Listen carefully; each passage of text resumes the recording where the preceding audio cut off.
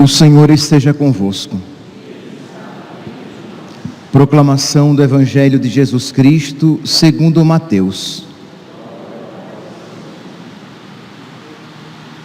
Naquele tempo, Pedro aproximou-se de Jesus e perguntou: Senhor, quantas vezes devo perdoar se meu irmão pecar contra mim? Até 7 vezes? Jesus respondeu: não te digo até 7 vezes, mas até 70 vezes 7. Porque o reino dos céus é como um rei que resolveu acertar as contas com seus empregados. Quando começou o acerto, trouxeram-lhe um que lhe devia uma enorme fortuna.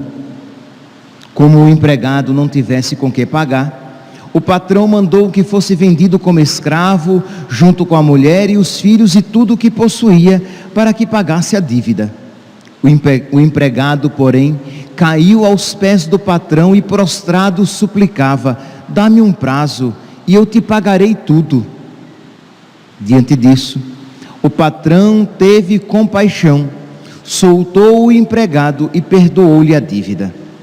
Ao sair dali, aquele empregado encontrou um de seus companheiros que lhe devia apenas 100 moedas.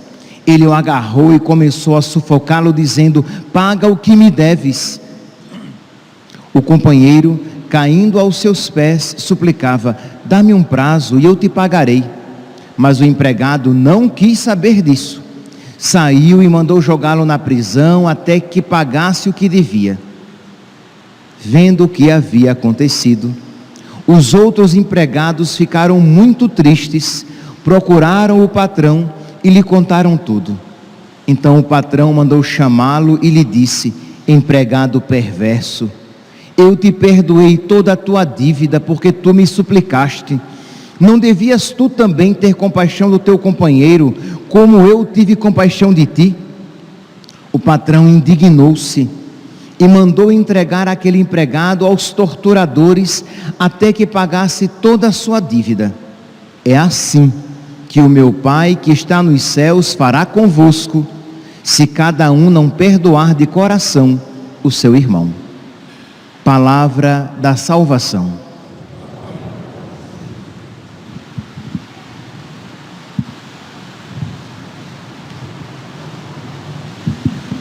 Caríssimos irmãos e irmãs, a liturgia de hoje gostaria de me ater principalmente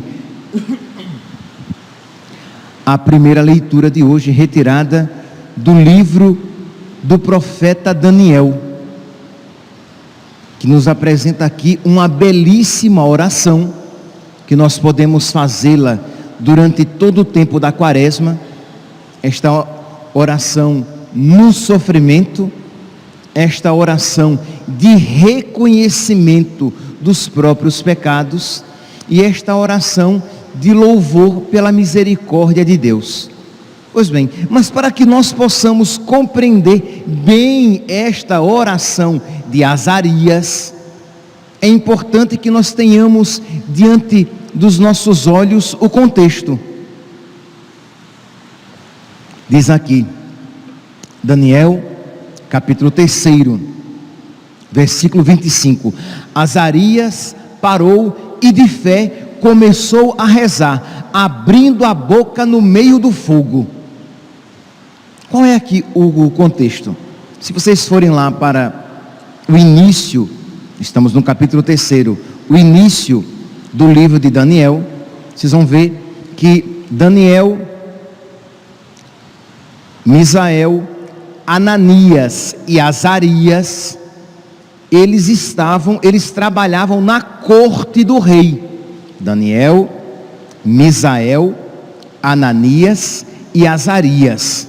Pois bem, eles trabalhavam na corte e eles eram beneficiados, que imagine, eles trabalhavam na corte do rei Nabucodonosor, do rei pagão. E não obstante eles serem judeus, e trabalhando numa corte pagã, eles, por debaixo dos panos, eles tinham recebido a autorização de cultuar o Deus deles. E eles não eram obrigados a comer os alimentos impuros para um judeu. Então eles tinham uma alimentação própria e eles podiam assim continuar adorando o único Deus verdadeiro, mesmo que trabalhando numa corte pagã.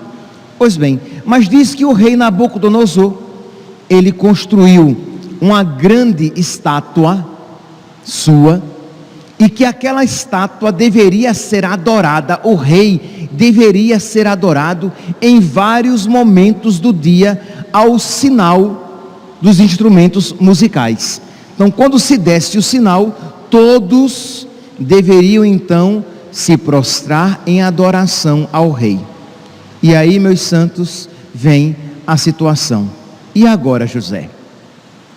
Eu vou ou não vou adorar o rei? Poderiam pensar, mas não importa a posição do meu corpo, eu vou me ajoelhar, eu vou me prostrar, mas no meu coração eu vou continuar adorando o Deus verdadeiro. Poderiam pensar alguns liberais, alguns light, alguns adoradores light, alguns adoradores meia boca, mas não os adoradores verdadeiros. Isto é, eles sabiam que não estava correto, que era indigno de Deus uma atitude, que a minha atitude corporal dissesse uma coisa, mas o meu coração dissesse outra. Então eles estavam dispostos a sofrer pelas leis de Deus. Meus irmãos, para nós cristãos hoje em dia, isso é mais do que nunca necessário reaprender. Sim, por quê? Porque muitos cristãos e por aí, de várias denominações, estão que, inclusive católicos, eles querem prosperidade, eles querem vitória, eles querem se dar bem neste mundo, e para isso eles buscam Deus. Quer dizer, percebem? Deus virou um meio para o meu fim. O fim é vitória, prosperidade, alegria neste mundo. Se então, para alcançar esta finalidade, adorar Deus é um meio adequado, ok. Se fosse Satanás, também. Porque o que eu quero é vitória, prosperidade, vida boa. E esta não é a fé bíblica, nem a fé cristã, nem a fé católica. Isto é, nós queremos o céu, nós queremos amar a Deus. E se o caminho para o céu e de amar a Deus é passar pelo sofrimento, devemos estar dispostos a passar. E assim estavam dispostos Misael, Ananias e Azarias. Eles não estavam dispostos para garantir o seu emprego muito bom, diga-se de passagem. Eles trabalhavam na corte, eles ganhavam muito bem, eles tinham uma vida muito confortável, e eles eram respeitados por muitos. Mas se o preço para este emprego era trair a lei de Deus, eles não estavam dispostos a isso. Então eles não pensaram duas vezes. Nós não iremos nos prostrar e não iremos adorar o rei quando se der o sinal para isso. E não foi diferente. Começou durante o dia os vários sinais, o povo se ajoelhava e eles permaneciam de pé, fazendo as suas funções cotidianas. E é claro, é óbvio que isso chegou aos ouvidos do rei Nabucodonosor. E os caldeus foram lá e disseram: Senhor, não foi dada uma ordem que durante o dia, quando o sinal fosse dado, nós deveríamos nos prostrar em adoração a vós? E o rei disse: sim, isso mesmo, foi ordem minha. Pois é, o senhor sabe quem é Misael, Ananias e Azarias? Sei, são meus servos. Pois é, eles não estão fazendo isso não, e o povo está vendo e não está pegando bem para o senhor. Eles estão desobedecendo as ordens. E diz que o rei ficou tão indignado, tomado de ira, que mandou aquecer a fornalha 7 vezes mais do que o comum, e mandou que Misael, Ananias e Azarias fossem amarrados e lançados no fogo. E é nesse contexto de sofrimento que nós ouvimos então a prece de Azarias. Azarias parou e de pé começou a rezar, abrindo a boca no meio do fogo. Percebe aqui, meus irmãos, este ensinamento para nós também, quando estivermos em meio às dificuldades, precisamos de pé abrir a nossa boca e louvar a Deus. De pé, abrir a nossa boca e dizer: Senhor, nós merecemos este castigo. Porque qual é o grande problema dos cristãos? Nós não sabemos sofrer. Quando o sofrimento bate na nossa porta, e ele bate assim, duro, não bate levezinho não, bate com gosto. Quando o sofrimento bate na nossa porta, nós começamos a dizer: por que eu, uma alma tão pura, santa e imaculada? Porque só comigo? Primeiro, que não é só comigo, e segundo, por que não com você, pecador miserável? Por que não você, digno do inferno? Ou você vai dizer: eu não posso dizer isso. Ou você vai dizer que não é digno do inferno. Ou você vai dizer que não é um pecador miserável. Ou você não vai reconhecer que tem desperdiçado muitas graças de Deus. Ou você não vai reconhecer que deveria, graças a tudo que de Deus você tem recebido, ser muito melhor do trocinho que você é hoje. Entende? Então, Azarias aqui nos dá este exemplo de, no sofrimento, nós não só não abandonarmos a oração, mas de pé reconhecer que merecemos aquele castigo, de que Deus é bom, e louvarmos a sua misericórdia, a sua bondade. Diz aqui que antes deles serem lançados na fornalha ardente, Daniel, capítulo 3, versículo 17, diz assim, versículo 15, diz assim que o rei diz: muito bem, vocês não estão adorando a minha imagem, né? Muito bem, vocês não estão me adorando quando o sinal é dado, né? Por causa da fidelidade ao vosso Deus, né? Quero ver se o vosso Deus vai vos salvar. Quero ver então se Ele é tão poderoso assim para livrar vocês dessas chamas. E o que é que Misael, Ananias e Azarias dizem? Eles tentam a Deus e dizem: Deus vai sim me salvar. Não tente a Deus.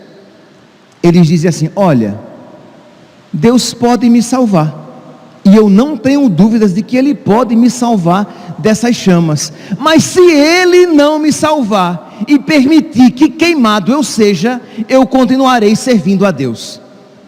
Se Deus não me livrar desse sofrimento, eu continuarei fiel a Deus. Se Deus permitir que toda esta desgraça aconteça, mesmo assim, fiel a Deus, eu permanecerei. Percebe aqui, meus santos, esse ensinamento para nós, de não tentar a Deus e dizer: olha, Senhor, o Senhor cuide de me salvar, porque eu tenho sido fiel ao Senhor. Olha, Senhor, o Senhor me salve, porque eu estou sofrendo isso por causa do Senhor. Não. Azarias, Misael, Ananias, a oração é de Azarias, mas que expressa o coração dos três. Misael, Ananias e Azarias não iriam tentar a Deus dessa maneira. Eles dizem, versículo 17: o Deus a quem nós servimos pode nos livrar da fornalha ardente, e mesmo, ó rei, de tua mão. E mesmo que não o fizesse, saibas, ó rei, que nós não renderemos culto algum a teus deuses, e que não adoraremos a estátua de ouro que levantaste. Isto é, nós morreremos pelas leis do nosso Deus. Quem aqui, meus santos, vocês que estão aqui nesta manhã tão agradável, com essa chuvinha tão agradável que está caindo, e vocês que acompanham pelas redes sociais, quem aqui está disposto a dizer isso? Eu estou disposto a sofrer e a morrer pelas leis do meu Deus. Eu estou disposto a perder benefícios, eu estou disposto a perder até mesmo o meu emprego, eu estou disposto a ter uma vida sacrificada neste mundo por causa de Deus. Meus irmãos, infelizmente, muitos cristãos, muitos católicos não estão dispostos a isso dizer. Pois bem, mas Misael, Ananias e Azarias isso fizeram. Misaque, o nome deles, e Abidênago, Sidraque, Misaque e Abidênago eram os seus nomes, e os nomes correspondentes: Ananias, Misael e Azarias. Pois bem, eles estavam então dispostos a isso fazer. E diz então que Azarias, no meio das chamas, ele faz esta prece belíssima. Versículo 37, Daniel, capítulo 3, versículo 37. Senhor, estamos hoje reduzidos ao menor de todos os povos, e somos hoje o mais humilde em toda a terra, por causa dos nossos pecados. Isto é, tudo isso tem nos acontecido, e nós fomos humilhados e reduzidos por causa dos nossos pecados. Vocês vão dizer, mas padre, mas eles eram fiéis, eles eram devotos, eles eram seguidores e obedientes à lei de Deus, mas eles eram um povo, meus irmãos, e como povo, eles tinham sido infiéis a Deus e desobedientes às leis de Deus, assim como nós também, não tão fiéis assim como eles, mas assim como nós também devemos nos colocar como um povo e reconhecer: nós cristãos, nós católicos, temos sido infiéis a Deus e merecedores dos castigos de Deus que vêm para nos salvar, castigos de Deus que são sempre amorosos. Mas, meus santos, nós temos sido infiéis, e precisamos, em meio a todas essas provações que nos visitam, precisamos dizer como Misael, Ananias e Azarias: é por causa dos nossos pecados.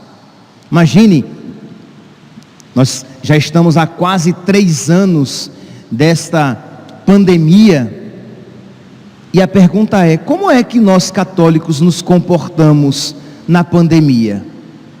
Será que quando a peste nos visitou, será que nós continuamos fiéis na nossa fé? Ou queríamos a todo custo salvar os nossos corpos em detrimento da nossa alma? Até abandonamos a igreja, até abandonamos a nossa prática espiritual, religiosa principal, a Santa Missa, a comunhão. Será que nós, padres, fizemos todo o possível para que o povo de Deus não ficasse sem os sacramentos? E será que o povo de Deus fez todo o possível para não se afastar da vida sacramental, que é o centro e o fundamento de toda a vida católica? Ou será que nós iremos olhar para trás, para quando a peste nos visitou, e dizer: nós, como povo católico, nós desagradamos a Deus quando a peste nos visitou. Mas sempre depois da peste vem a guerra, e depois da guerra vem a fome. É este o ciclo que a Sagrada Escritura nos apresenta, e nós precisamos, meus santos, em cada circunstância da vida, nós precisamos estar fiéis a Deus, unidos a Deus, fazendo com que a nossa fé cresça cada vez mais, senão nós iremos decaindo e regredindo cada vez mais na nossa vida espiritual, na nossa vida de intimidade com Deus, e iremos ter que dizer cada vez mais, como Misael, Ananias e Azarias: tudo isso, Senhor, tem acontecido por causa dos nossos pecados. E meus irmãos, nós como igreja precisamos sim fazer penitência pelos nossos muitos pecados. O quanto, meus santos, nós temos nos afastado de nosso Senhor. E aqui eu digo, você não vai simplesmente dizer: ah, padre, mas eu pessoalmente não tenho feito isso. Mas nós temos isso praticado. Nós, como homens e mulheres de igreja, nós como pastores da igreja. Imagine, meus santos, quanta ofensa a Deus e quanta tristeza a Deus temos causado quando sacerdotes não mais ensinam a doutrina verdadeira, não mais ensinam aquilo que a igreja há mais de 2000 anos sempre ensinou, aquilo que está fundamentado na Sagrada Escritura, na tradição e no magistério de sempre da igreja, aquilo no qual os santos acreditaram, ao ponto de padres no púlpito dizerem que aquilo que sempre foi pecado não mais o é. O que é isso? Não é isso quando um sacerdote, um grande sacerdote, é capaz de celebrar uma missa queer, isto é, uma missa gay, e dizendo que se alegra muito de, em várias paróquias da sua diocese, isso estar presente. Quer dizer, incutindo na mentalidade das pessoas de que as práticas homossexuais são tão lícitas como as práticas que são realizadas dentro de um santo matrimônio. É de o queixo cair e você dizer: mas como alguém pode celebrar uma missa assim e chegar ao conhecimento de muitos? E isso é um pecado que, como diria o catecismo de antigamente, que os nossos avós aprenderam, é um pecado quebrada ao céu por justiça.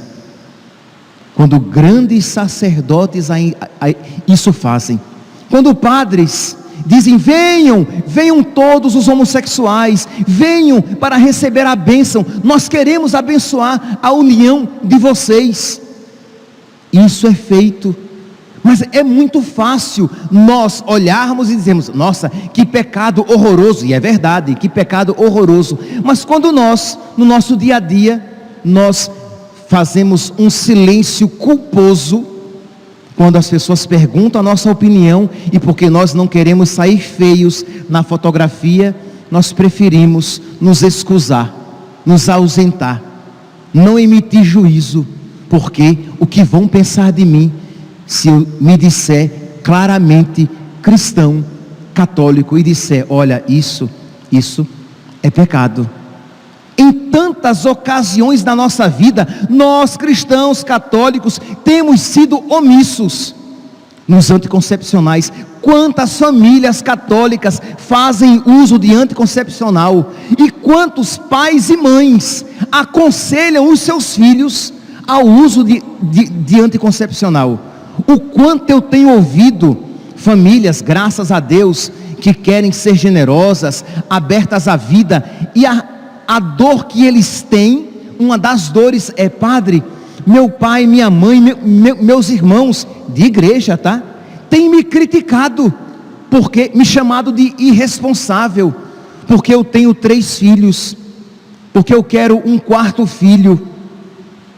Por quê? Porque esta pessoa, este casal, resolveu levar a sério a palavra de Deus e saber que não pode simplesmente dispor do seu corpo ao seu bel prazer, mas que precisa glorificar a Deus no seu próprio corpo. E os próprios familiares de missa dominical, ao invés de ajudar e dar bons conselhos aos seus filhos, dão maus conselhos, ensinando-os o caminho da perdição e do inferno. Então é muito fácil olharmos para um pecado cometido lá na Alemanha e não vermos que todos nós somos desobedientes e estamos clamando o céu por justiça, que estamos fazendo mal diante de Deus e que somos todos pecadores e que precisamos aproveitar então as dificuldades e provações pelas quais passamos e fazer penitência. Quantos pais têm educado mal os seus filhos? Educado os seus filhos para o mundo e não educado os seus filhos para o céu. A menininha ali de 2, 3 anos, com o seu shortinho curto, com a sua blusinha curta. Mas padre, qual é o problema? Ela tem 2, 3 anos. O problema é que ela vai ter 4, 5, 6, 7 e vai se acostumando a se vestir daquela maneira. Quando ela tiver 12, ela vai querer se vestir daquela maneira, que é claro, com 2, 3, a gente nem... Mas depois, ela vira uma mocinha, e como ela foi deseducada pelos pais a se vestir de uma maneira indecente, ela vai continuar neste mesmo hábito. Ah, padre, mas é quente. Mas quente é o inferno, é de lá que devemos fugir, é de lá que devemos nos afastar. Então começar a educar os nossos filhos desde pequenininho, para que já desde pequeno ele aprenda que o seu corpo é templo do Espírito Santo, e os pais é que são responsáveis por isso. Pornografia, indecências que nós expomos os nossos filhos na televisão, e que nós damos este mau testemunho quando nos sentamos para assistir essas novelas e Big Brothers da vida. Quer dizer, que exemplo você está dando aos seus filhos? Aí você depois critica, porque o padre, que também é um miserável e filho desta geração miserável, ele vai dizer que sexo fora do casamento e masturbação não são pecado. É verdade que o padre é um miserável, mas ele é tão miserável quanto você também, que tem agido de maneira semelhante na educação dos seus filhos, porque todos querem viver o evangelho segundo a sua cabeça, e não viver toda a palavra de Deus. Não ficar escolhendo o que é mais fácil e o que é mais agradável. Quando você, nutrindo, guardando, alimentando mágoa no seu coração, quando você, apegado aos seus bens, é incapaz de fazer caridade para os outros, e quando faz, é miseravelmente.